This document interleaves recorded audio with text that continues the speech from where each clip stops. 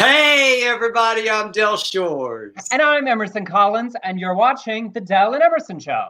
Straight talk. Real gay. Oh my gosh, I almost messed up my hair. Oh, hi. Well, I'm just fretting like crazy over my hair lately. I need a haircut, Emerson. Everybody's about to be a little long and crazy. Is there a YouTube, like how to cut your own hair, or something with kitchen scissors? The answer is always yes. Is there a YouTube? Yes. Anything you need to know or find, somebody has made a how-to video on YouTube. Well, how are you, sir? I'm fine. I've been in a funk this week that I've been trying to shake off a little bit, the Rona just rubbing off a little bit and shaking it off today. How are you? Wait a second. Tell me about that, Emerson. I'm gonna need a little more sincerity in the performance. Talk to me. Let me in on that.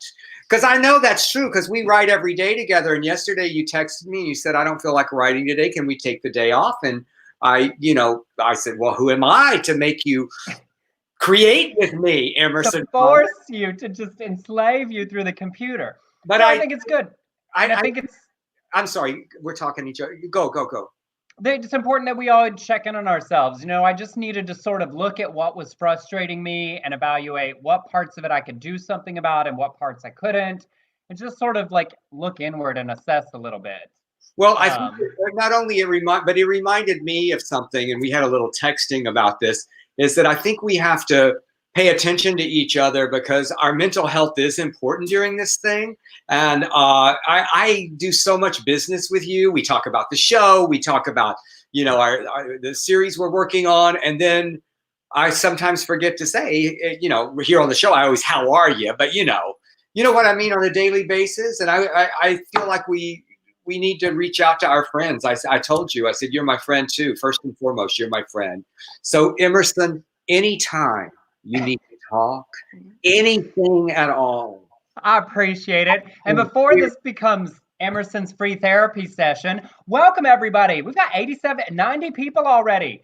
All of our friends saying hi, Stuart, Erica, Jay Richard, all of our friends. If you're watching the broadcast, please share it on your page, whether you're on Facebook, on YouTube, or on Periscope. Also, I can see the comments. I figured out how to put them in when y'all have thoughts. We're going to try popping them into the broadcast a little bit today. So welcome. We're glad to have you. We hope that you're all doing well. Yes. And we have a great show. We have a great show. We always love it. Emerson and I do a lot of events together, and our go-to people always, when they want a Sordid live something, we always go to this trio. And we love them so much because, first of all, they're all amazing actors, but they are such good friends that they are beyond friends. They're family to us. And they are allies for our community. And they have been so great. How many gay prides have they been in? So we have Ann Walker, LAVONDA. We have Newell Alexander Wardell. And we have Rosemary Alexander, Dr. Eve, in the house today, and we are so excited to reunite all of us. And also they're our favorites because they're the easiest. They're the funniest, they're the smartest, they're the most delightful company, and y'all, it's just never a trouble, it's never a trial. Would you remember when we dragged Ann Walker all across the country on a very sordid wedding? We did that 6-city tour, and by the end, I think even Ann was like, I love y'all, but I need to go home. And did she? I mean, she fell down an escalator in one airport, and then we still drug her with was it her foot or her arm that was in a cast? It was her arm, I believe. We can ask her to reenact it for us, but it was like, I forget, because here's the thing about Ann and Rosemary and Newell. They have more energy than I do. They're more easygoing than I am, and I forget that they have been around the block several times, parked the car and been around the block again. So many times they're dizzy. I'm tired. It's like they've been around the block so many times. It's like that NASCAR. Just 500 laps. And I love it. They're very open about their ages. Rosemary just turned 79 the other day, and wait till you see how amazing she looks. They all look amazing. And Newell is 80 something, and Ann's in her 70s, and I'm just chasing right behind them. So we could all shop at Whole Foods together. At that. Meanwhile, I'm already got a walker at a leisurely pace in the back. So we're excited to have them, though. That's the point. So shall we get on with some news? Yes, let's get on to the LGBTQ news and nonsense. That's what I've been calling it lately.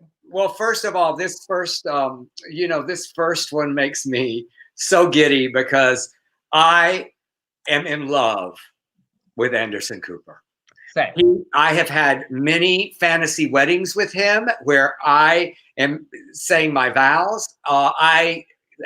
He's smart. He's attractive. He's sexy. I love him. And he had a smackdown the other day. And he doesn't do that often, but every now and then when Anderson has a smackdown, it is amazing. And this was with the Las Vegas mayor.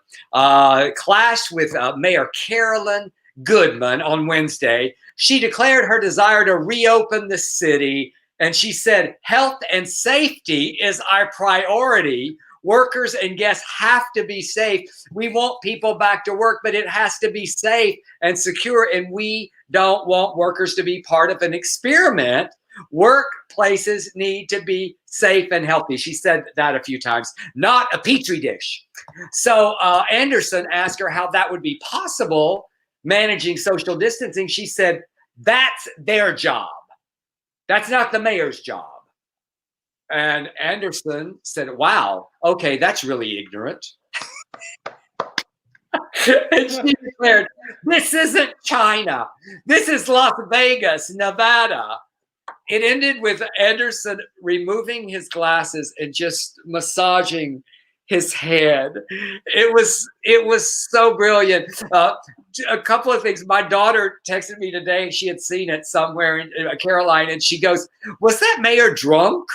And I said, I don't know. She's 81, though. I did look that up. She's 81 years old and was elected basically because her husband was once the mayor.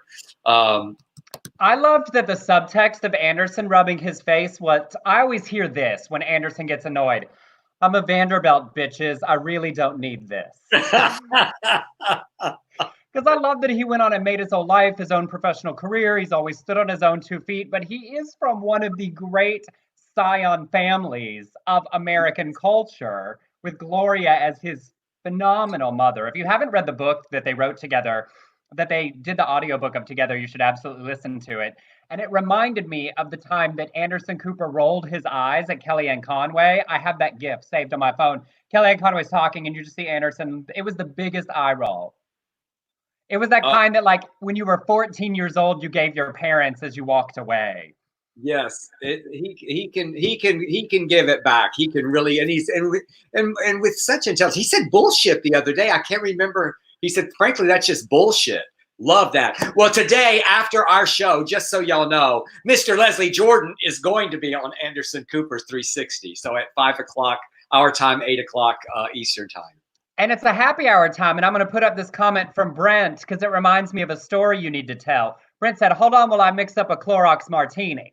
Oh, Brent, I have to tell you, when that all went down yesterday, and and first of all, he didn't say injecting. He did not say that. There was a leap. There was a leap, but it was truly like what? What is he talking about? What is he talking about? But I have to say that not many of you have done this, but I have actually. I drank Clorox once. Okay. I drank Clorox once. I had a problem for a while. It was either ambient related or just subconsciously. I would sleepwalk and eat. And I found myself one night in my laundry room, waking up, thinking I was drinking orange juice from the refrigerator, but with a bottle of Clorox. And I did not swallow. That time. I did that not. Time. That time. Although I have to say the flavor is not unrelated sometimes. Just saying. Oh, Emerson. You're welcome. All right. We went right to real gay, real gay. I told you at the beginning, real gay. Also, straight ladies can relate. You know, the flavor changes based on the diet. That's why there's so much spitting involved. And in other news, on a story that we've been following along about the blood ban as it relates to men who have sex with men, attorney generals from 19 different states and the District of Columbia are urging the federal government to change the policy on blood donations even further, to move the guidelines from just a blanket time period based on categories to more of an individual risk factor based system. And that's even in response to the movement from to 3 months, because there's still a blood shortage, and obviously there's a drop in blood drives because everyone everywhere is under stay-at-home orders. So it's great that doctors and attorney generals are continuing to push that forward to make men like us able to give blood. And blood. What is that? Is that my phone too close? I think my phone's too close.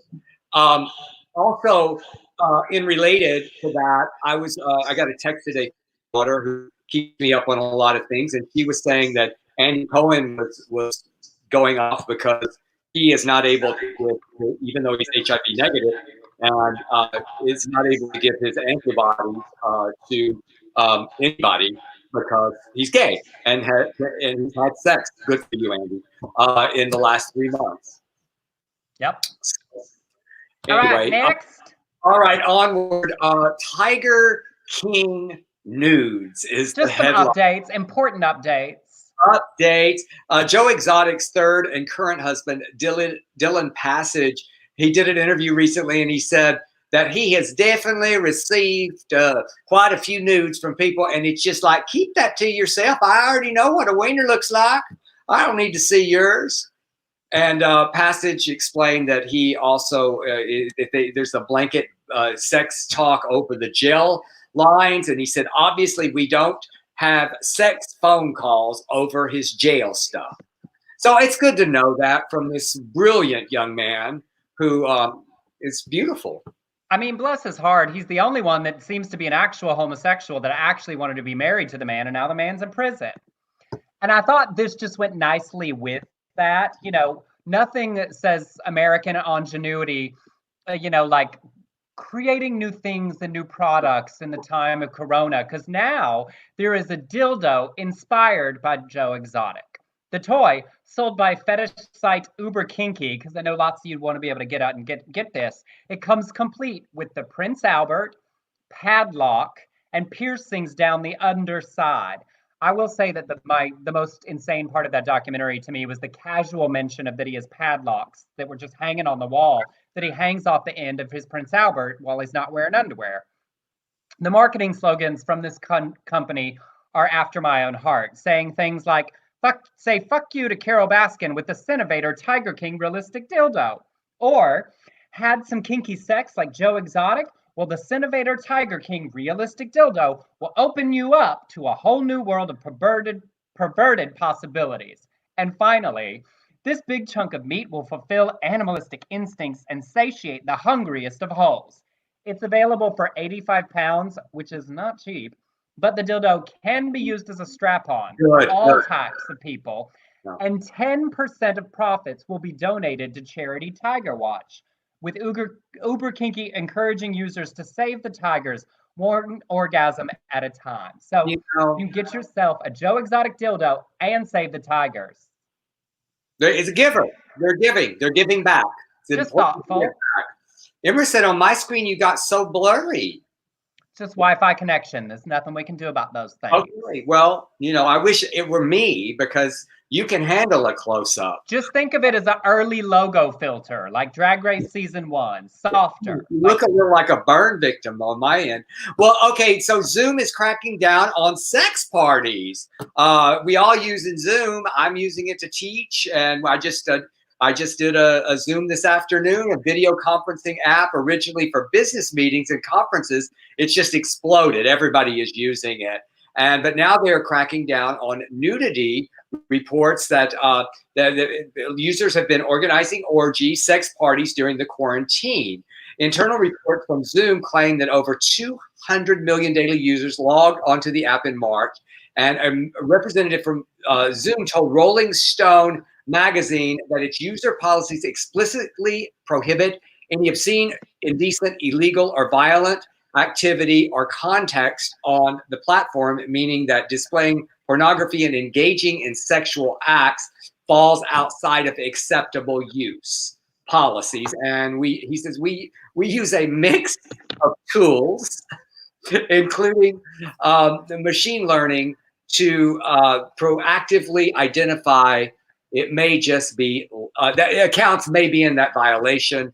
It may just be lip service, because I have to tell you, I went to a workshop recently. It was a self-love workshop on Zoom. Yeah, a self-love workshop. There was lots of nudity and lube and sexual things going. I don't identify myself. I keep the camera at a certain place, but it was fun and hot. And during this pandemic, I think Zoom, lighten the fuck up. Here's the thing. Outlet. We need an outlet.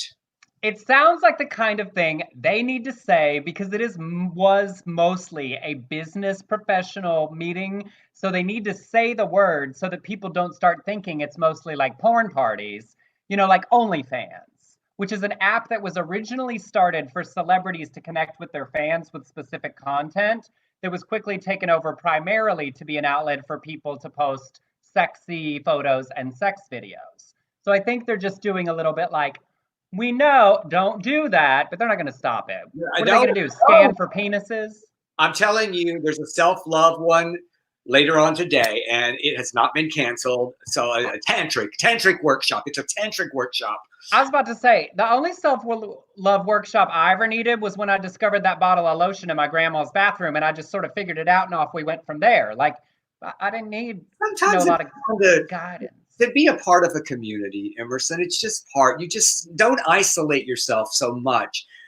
I'm sorry. You can just call so many friends and ask to have FaceTime sex with. It gets awkward. There just aren't that many you feel comfortable. And I mean, you haven't gotten that call. No, I have not. No. So Ron, yes, the moral of the story is, all the story really told us is that there are Zoom sex parties if you want to go.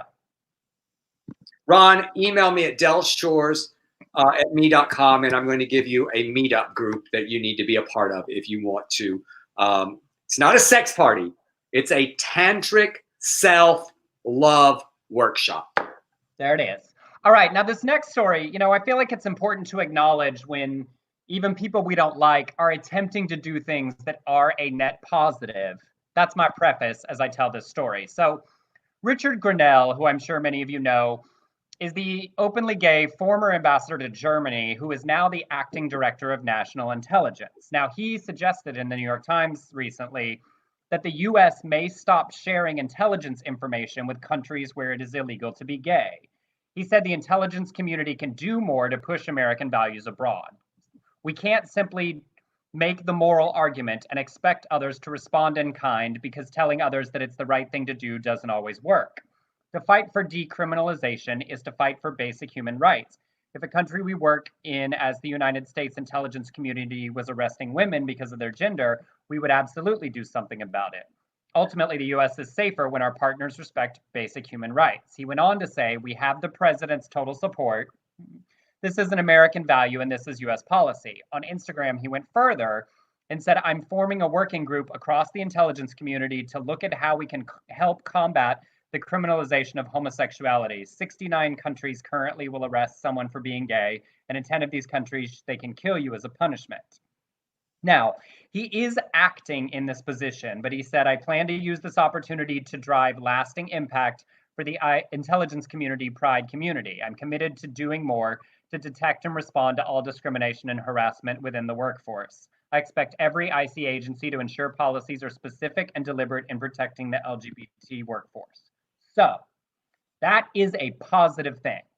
That is a good thing that Richard Grinnell is doing. It does support the idea that they talked about, that the administration, They keep crediting Trump, but he hasn't really said anything, wanting to focus on criminalization of homosexuality around the world. That is a net positive thing. Yeah. That said, Richard Grenell is like full carrying water for Trump, like crazy annoying a lot of the time. But I think we do have to acknowledge, if he succeeds at this, if he really does push this, if this working group gets into place, this is a positive thing for our community. I can admit that. Yeah, good for you. And good for Brit. I'm glad you brought that story to us. I really am. Well, and really, and honestly, if he does get, if any of it happens, that is a really positive thing. And I feel like we can't do, painting the broad brush all the time. This is a specifically good thing, and we should support him in that effort. All right. That's the best I can do. Yeah, okay, good for you. All right, we have a coming out story. Actor J. Austin Richards. Now, I'm going to admit, I didn't know who he was. I honestly. That's okay. You don't watch those shows. I don't. He's known for his work on Buffy, spinoff Angel, and Agents of S.H.I.E.L.D. He came out on Instagram Live. He plays a gay character in the NBC drama Council of Dads, and he felt that it was time. He said, if I think about why I even got involved in this industry, it was really to combat oppression.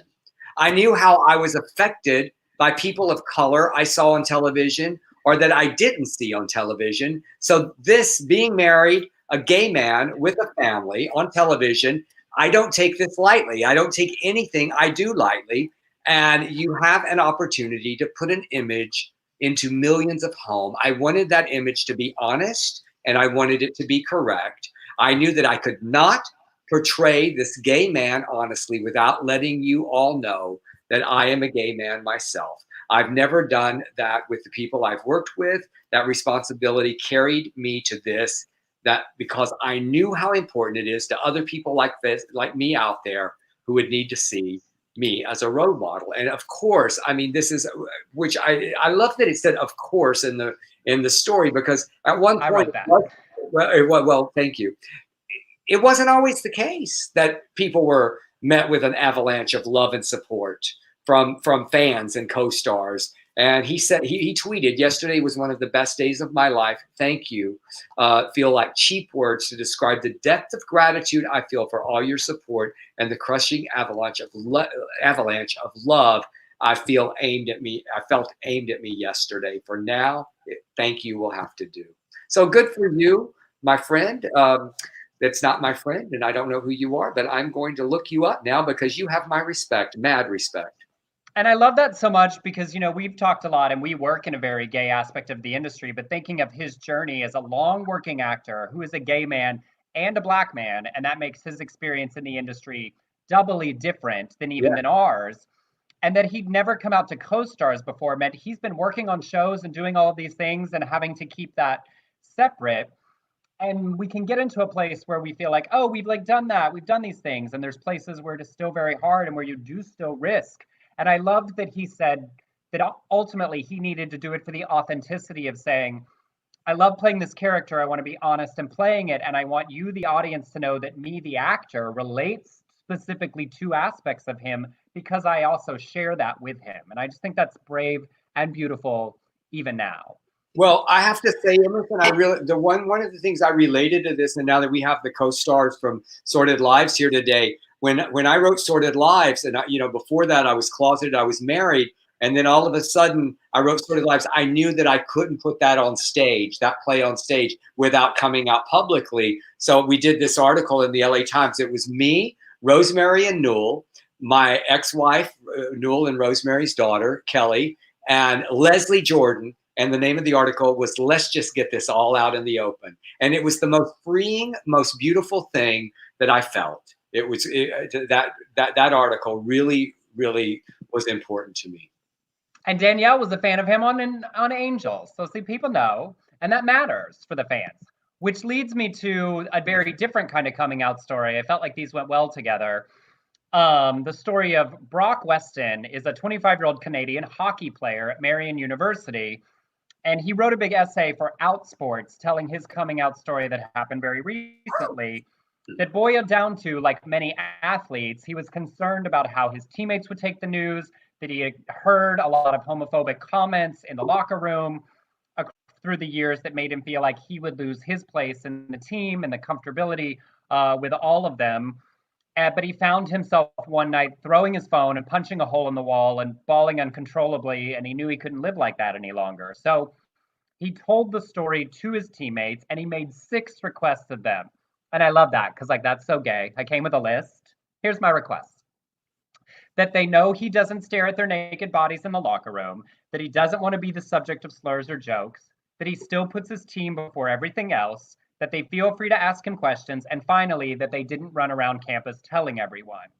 And he did say, it went much better than expected. He said, before I could leave, one of the guys I thought might react negatively spoke up and said, hey, Brock, we love you no matter what. I think we all agree, and you're a part of this family, and we have your back. And then everyone got up and bro hugged, and they basically gave him a huge team group hug. But I think it's important we remember that, you know, with all the visibility and all of the great things happening in the advancement of our community and the series finale of Will and Grace last night, there are still people in environments or communities where the coming out process is still scary. And so I feel like it's rewarding to share, particularly people in the world of sports, that people are succeeding in sharing that. Yeah, sports in the South. Yep.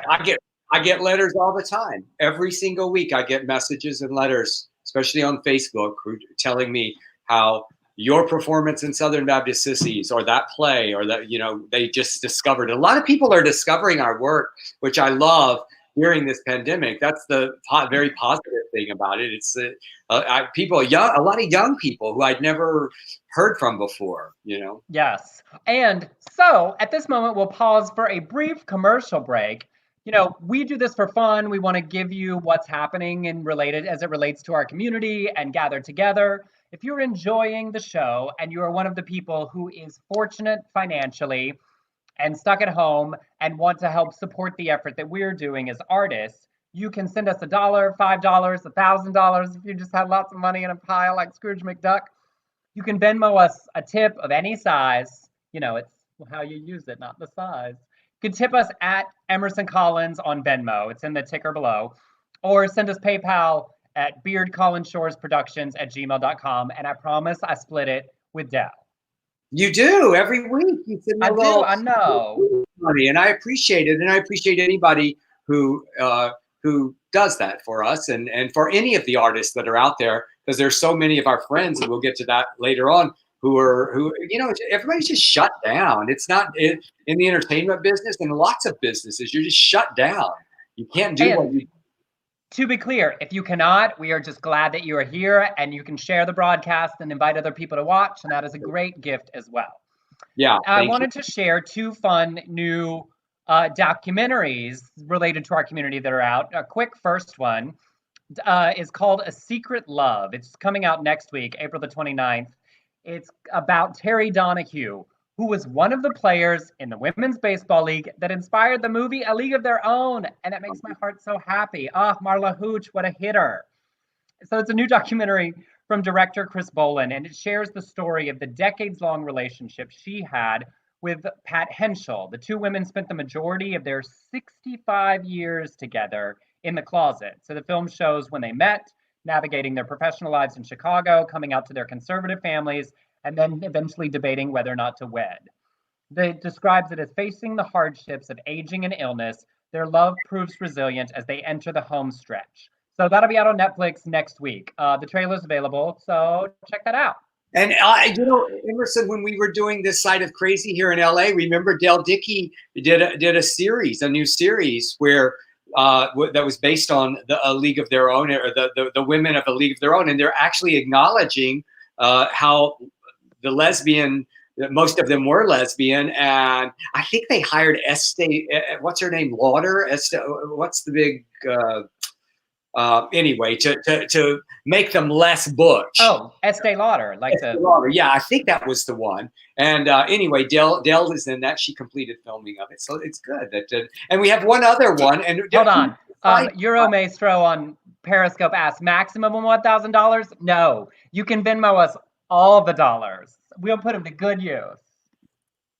But all yeah, right. Also, in that vein, I was thinking, Emerson, we used to have a sponsor on our show. So if anybody, we're reaching over 5,000 people a week now. So if anybody needs a plug for something and you want to discuss us being sponsoring one of our shows, let us know about that too. And just write me at delshores@me.com and we'll get you some rates. All right.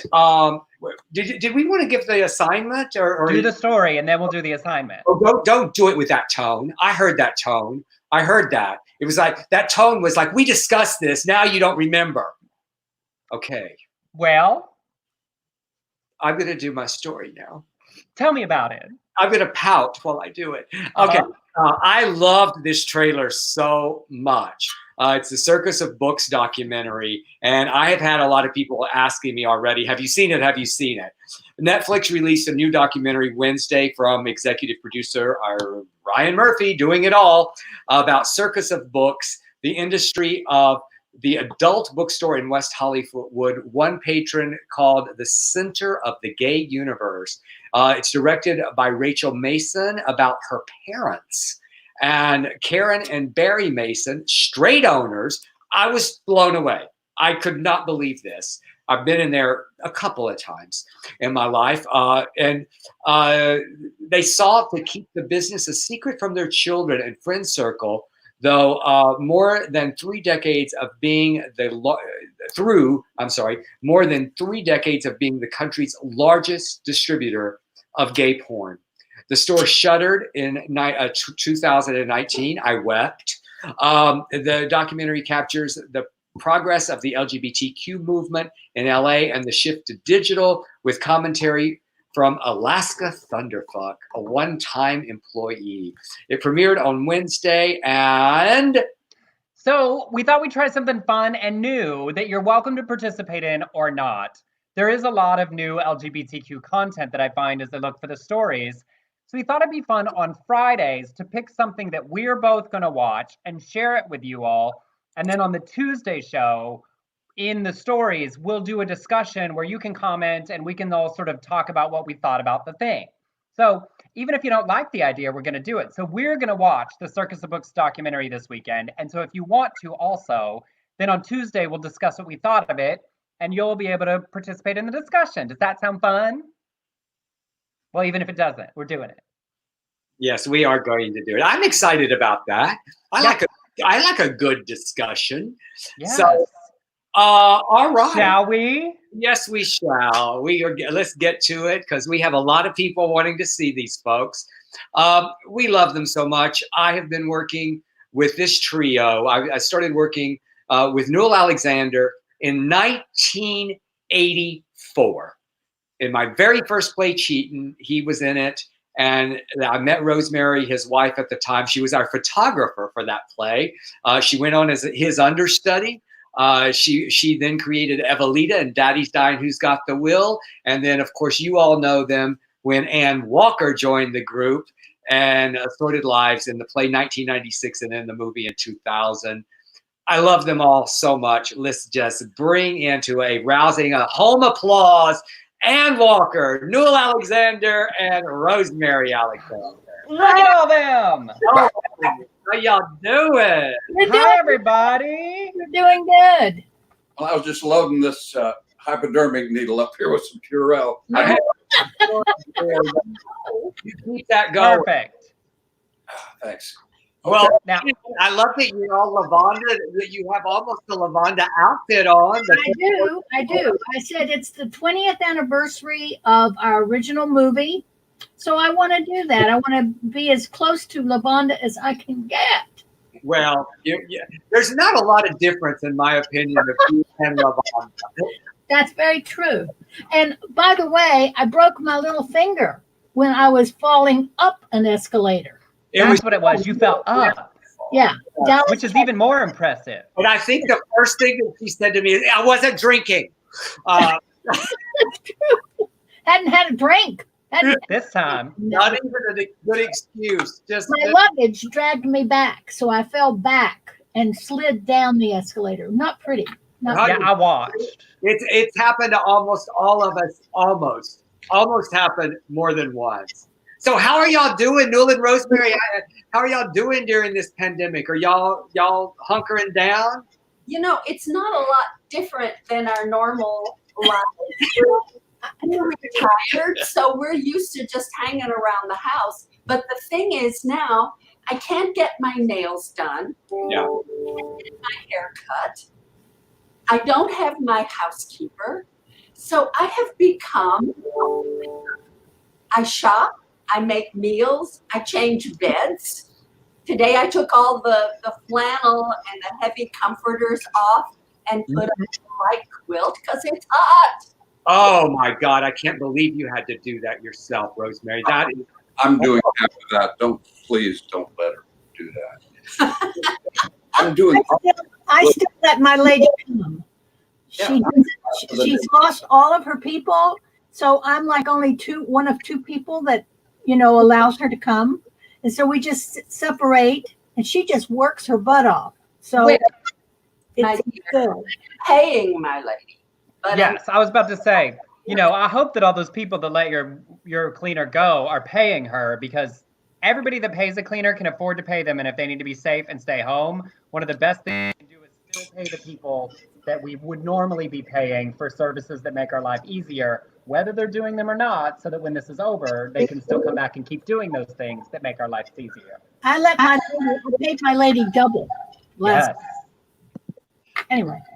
Look. Terry Pastorelli said, "So fun to see you all together. I've missed Anne's political commentary." Honey, I am screaming at the TV every day. And yesterday was especially a big screamer when he said he was wanting to inject, some. He did not say inject. Let's. No, okay, fine. He didn't say inject. Not say inject, but it wasn't much better. I mean, no. But it was just a crazy, weird way. It's Here's the thing. I hate him so much. It fell into that category of where if he normally said smart things, there would be room for him to just clarify and say, what I meant was that we could look at, are there things that you can do in people's lungs? Look at Newell's. Wait, this needs to go real big. Let me show for everybody. Look at Newell's. Newell's at home doing artwork. Yes, he is. I see it a lot. Newell, I have a feeling you could sell that. Mike Lotus, my buddy, like Mike Lotus, Leslie's friend, he wants a piece of your art. Yeah. He really wanted to know about just maybe a self-portrait in those tidy whities and turban. I'm doing a rapid sketch now. I'll be doing this while we're talking, and at the end of the show, I'll show it to you. Okay. Wait, so I have a fun game to play that I thought of, because see, I prepare for this, y'all. Yes, you do. What would each of your characters be doing in quarantine? So, like, what would Dr. Eve be doing at home, or how would she be passing the time in quarantine, do you think? Well, Dr. Eve would be holding Zoom sessions where she was semi-naked and using that to de-homosexualize all those perverts that are her clients.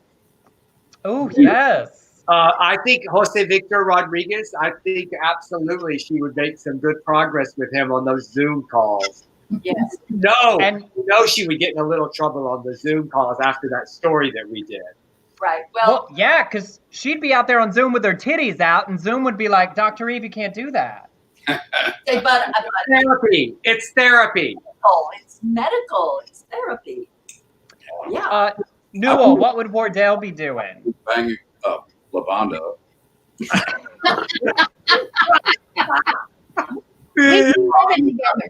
Just that's right. They're married now. That's right. They get to be together. Oh, I love it. They live above the bar, so they're down to the pool table to ball. Now, do we think Juanita would be just quarantined in the bar down below? Yes. He would. I think that he would say, just answer the phone. Y'all would at least be calling Juanita behind the liquor shelf, there is a door, Juanita. There's more bourbon, there's more loans. So yeah, I think that would be the. And somebody's just dropping off pimento cheese sandwiches outside the door for her to eat. She eats chicken salad too. LaVonda, LaVonda, and I think also that I feel bad now that you've said that, or Newell has brought up that LaVonda and Wardell would be just basically fucking during a pandemic. Poor old Sissy, she's just all by herself now. Yeah. Nolita, We worry about her. and Don't you feel like Sissy might be relieved for a little bit? Like Nolita can't come in the house. She can still talk to Vera on the phone when she wants to. I feel like Sissy be a little bit like me, where like for a week or two, she'd be fine with it. Yes, she would. She would, definitely. got her TV, and she loves TV, and but when she gets low on cigarettes, it's not going to be pretty. I know. Can't you just see her? Where are y'all looking? Where are you looking at your up there, right? Yeah. Okay. Yo, I'm gonna show y'all what I did. Y'all did in my home. You know, I have a Juanita mannequin. Let's see if I can show it to her. Can y'all see her up here? Yeah. Now, look really closely. She's a cigarette over the mask. She's got a mask. But she's got the cigarette. That's funny. That's very funny. Now, Del, Michael asked an important question. Oh, wait, said Nolita would run out of batteries looking for a power socket. That's And then true. Michael said, what would Brother Boy do, Del? Oh, what would Brother Boy do? Well, first of all, let's think of where he ended up. He ended up back at. We've solved Sissy's problem. Brother Boy is living with Sissy. Very good. Very, very good. Yes, Brother Boy is living with Sissy. So they're just watching a lot of old movies, a lot of romantic old movies.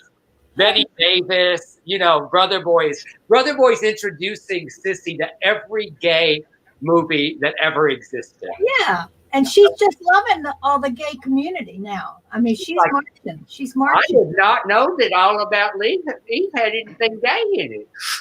But now that Roger and Brother Boy have sort of started a little thing, you think maybe Roger's the one getting the groceries and dropping off cigarettes for Sissy, so he's standing out front 6 feet away? Yeah. I imagine Sissy with a little hole cut in her mask. So, it makes me think, I said there was going to be no more sequels or nothing, but maybe a sordid pandemic. I want to know, anybody out there that's watching us, would you like to see a sordid pandemic? It would be so easy to film. You just go from one, it'd be almost like the LaVonda episode when you were on the phone. Yeah. Yeah. I would like to see that. I got a job. Oh, what?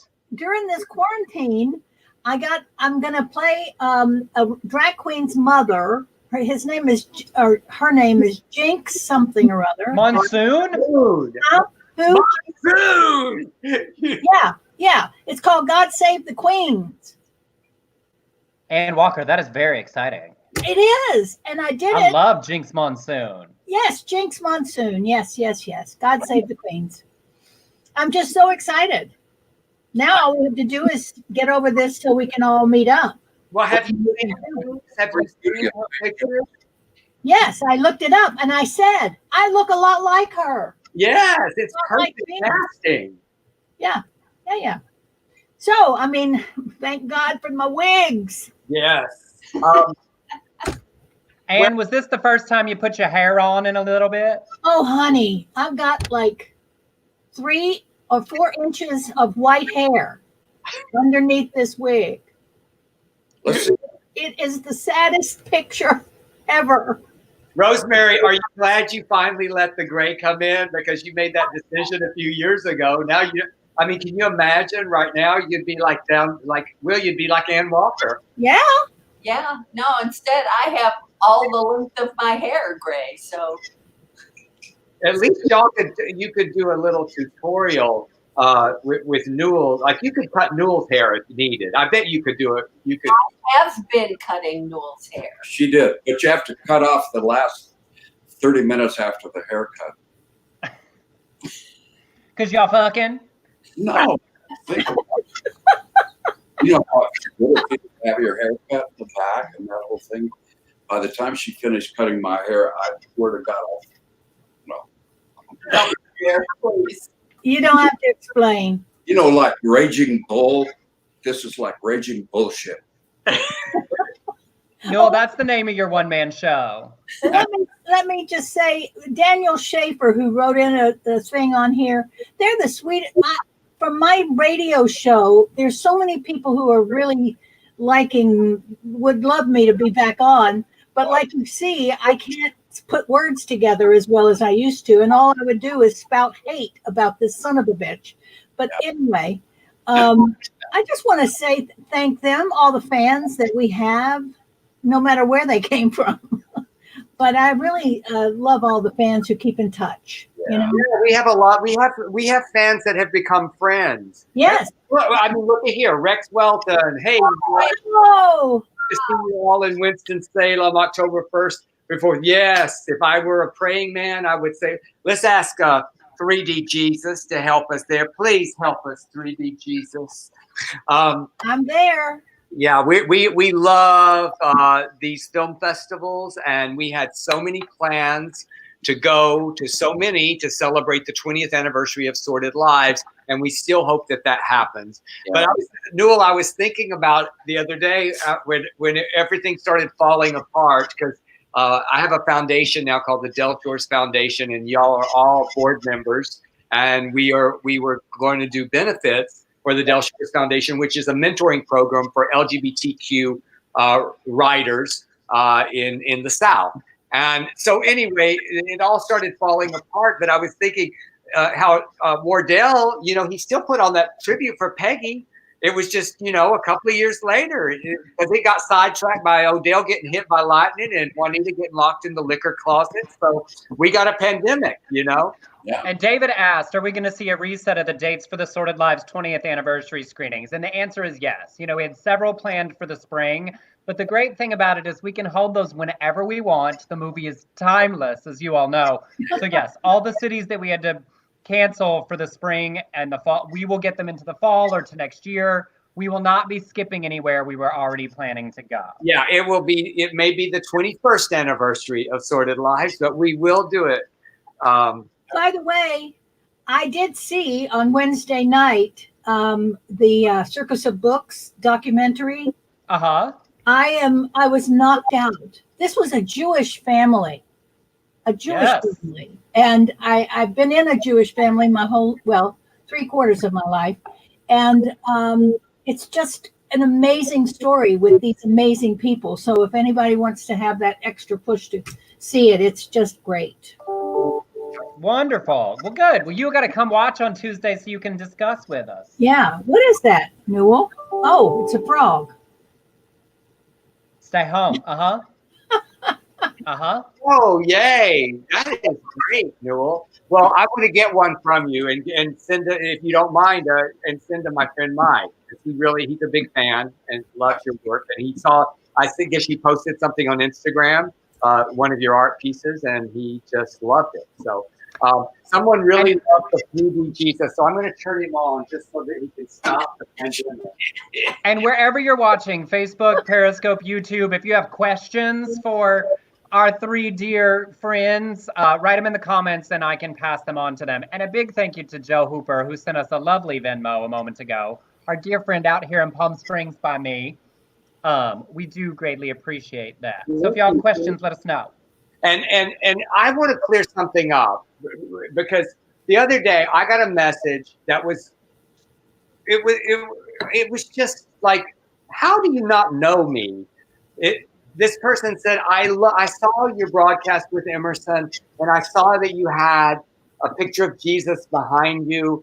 And I'm so glad that you are a gay Christian and that you still believe.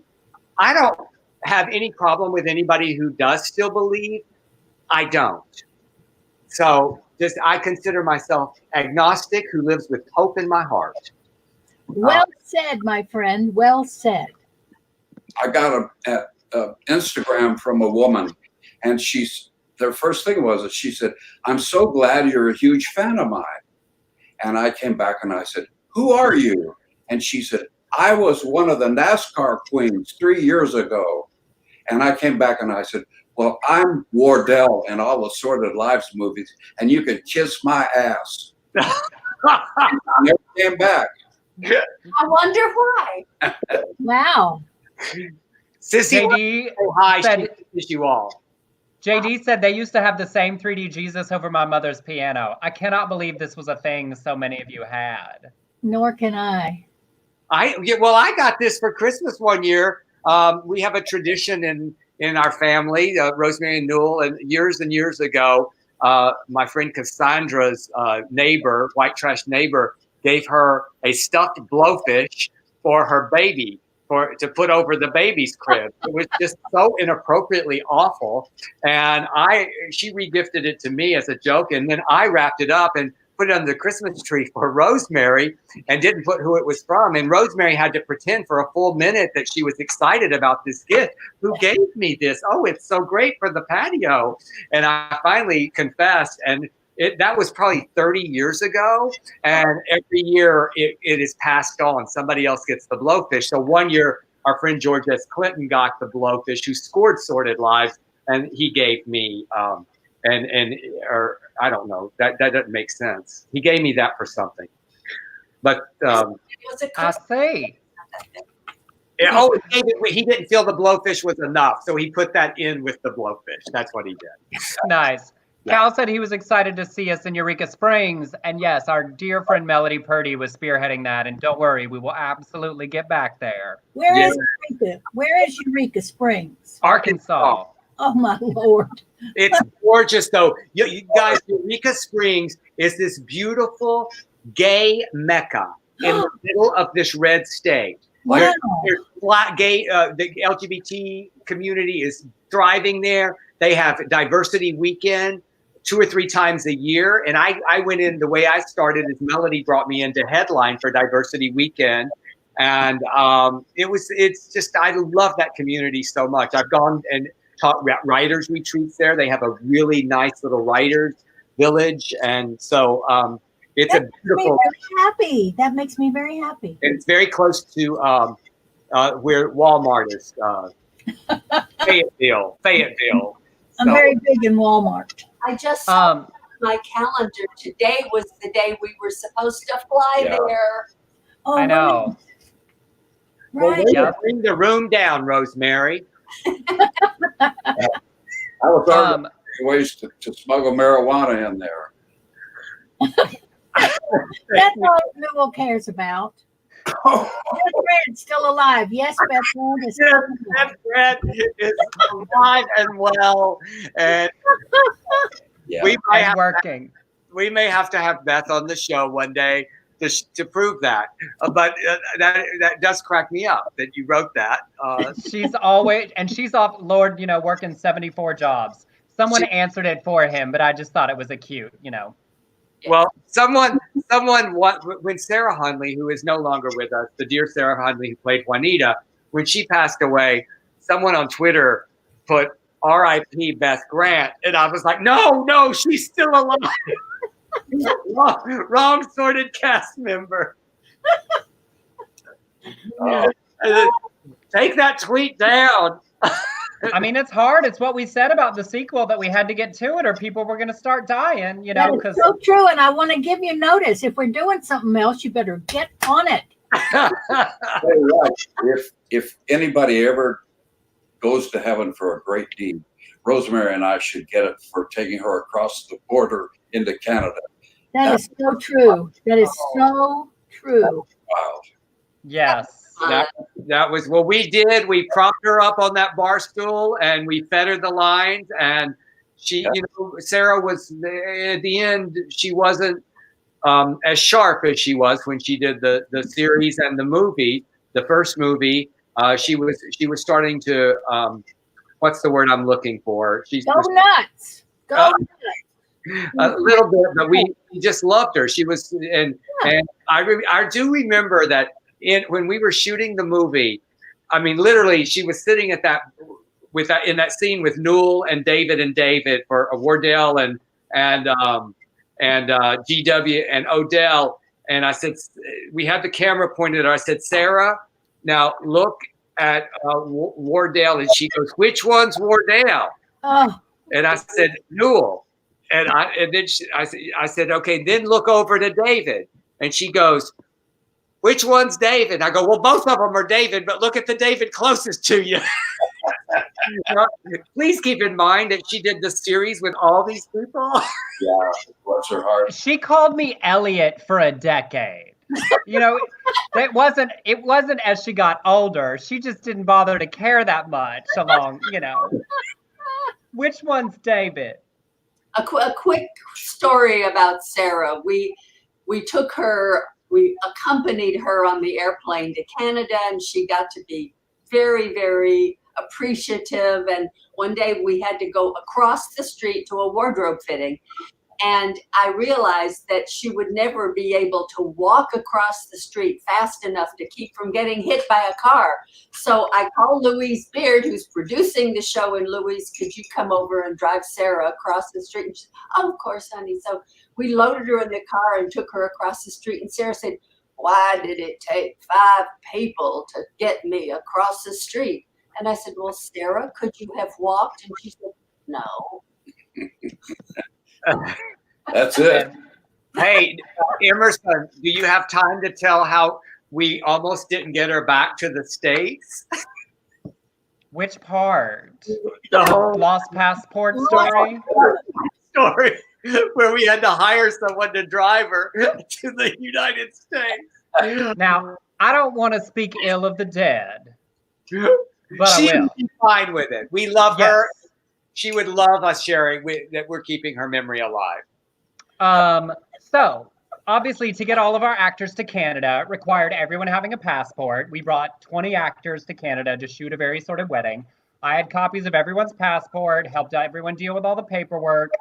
And then while we were in Canada, while Sarah was shooting, as it got time for her to go home, she said, I think I lost my passport. And you know, you like when you travel and your parents take your passport so you don't lose it. I was like, we should have done that. Yeah. I was like, also, she hasn't been anywhere. She smoked in her hotel room, and then she got in the van, and then she came to the set. I was like, it's here. She's not out hiking for exercise. So one day while Sarah was in set, I checked her entire dressing room, not there. Checked her coat that she wore on set, not there. She got in the van one morning to go get her makeup to shoot, and Dell and I went and checked her entire hotel room. I lifted the bed, checked underneath. We checked everything, not there. So we finally resolved there's nothing we can do. She can't fly out of the country. But our production manager said, at the border, if you give her paper copy that you have, they will probably let her drive across. So we had to put her in a car with one of our transportation guys who drove her to the border. They called when they got there, and they were like, okay, fine. And he drove her into North Dakota to an airport to get on a plane. Between the time when they hit the border and the city in North Dakota, I get a call from housekeeping at the hotel that said, we found a passport in this person's room. And I said, I need to speak to the cleaner that found it because I need to know where it was. She had tucked it between the sheet and the bed at the foot of the bed with her per diem. So it was a wad of money and her passport stuck in a very safe place at the foot of the bed. And I called her when she got home in about 5 hours, and I said, Sarah, we found your passport. And she goes, well, where was it? And I said, well, it was between the sheet and the mattress at the end of the bed. And she goes, oh, that's right. That's where I put it.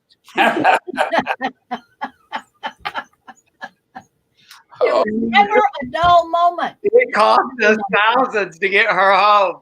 Yeah. Well, It's like thousands of extra dollars to take care of it. Worth every penny. But we loved her and love her and love her. So anyway, well, God here. I hope that everybody who is watching can see how much joy we give to each other and feed off of this trio. Y'all are my heart, my family. I love you so much. I get emotional saying that, but I miss you. And someday soon, we're going to be sitting at my table. I'm going to be making Ann Walker a martini, very strong. Well, no, basically Ann Walker just drinks vodka. And I said, what are you mixing with? And she goes, ice. So that's what, and I will make some chicken livers because 2 people right there will keep them with me. Yes. Oh. And Newell, you and I will step out and we'll smoke a little marijuana. A little. And Emerson, you and Blake be here. We'll just have a dinner party right here at my house. I love you guys so much. Thanks for being with us today. But y'all just stay with us. We'll wrap it up all together because this is like family. If you're enjoying the broadcast and enjoy what we do, and you can afford to throw us $1 or $5, you can Venmo at Emerson Collins or send us PayPal to beardcollinshoresproductions@gmail.com. If you can't, we're just glad you're here. What you can do is once we're done, share the broadcast with your friends. Tell them to tune in with us next week. Coming up this weekend on Sunday, Levi Christ is doing a very special All Dell Shores live at 5. Music from all of Dell's movies and plays and things. Wow. It's You him. can check that out. It's gospel music. Yeah. And for our homework assignment, watch the Circus of Books documentary on Netflix. That is And a great movie.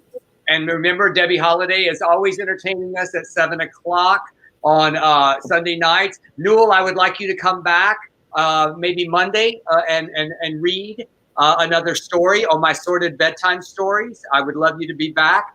And next Tuesday, we are going to be talking about the big Queer as Folk reunion. And my good friend Scott Lowell is going to be our guest. I'm so excited about that. I did a Zoom with all the writers today that's going to be a part of that special that will benefit LGBT centers all over the country. And I'm very excited to be a part of that because a lot of organizations are suffering right now. So y'all stay in, stay safe. We love you. And we love that we got to reboot our show and bring back some of our favorite people today. Thank y'all for being our guests. Thank you. Love it. Have a great weekend.